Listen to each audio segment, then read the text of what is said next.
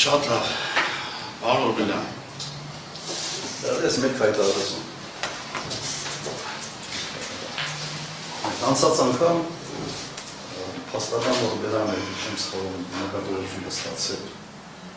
դեմքի արտահայտության համար, ես նկատողություն եմ ստացել ձեռի շարժման համար։ Հիմա ես շատ կցանկանայի, որ այս դատարանը կանխատեսելի դատարան լինի, չեմ ցանկանում նկատողություն ստանալ սանկցիա նկատմամբ կամ փաստարկանի նկատմամբ, որովհետև կարող է 3 անգամ կերարեք, այսօր զրկեք փաստաբանի իրավունքից ինձ պաշտպանելու եւ հասնել նրան, որ այս դեպքում փորձառու փաստաբան հնարավորապես չմնա։ Իրավունք ունեմ երևի մտածելու, որ նման շարժառիթ այս դատարան կարող է ունենալ։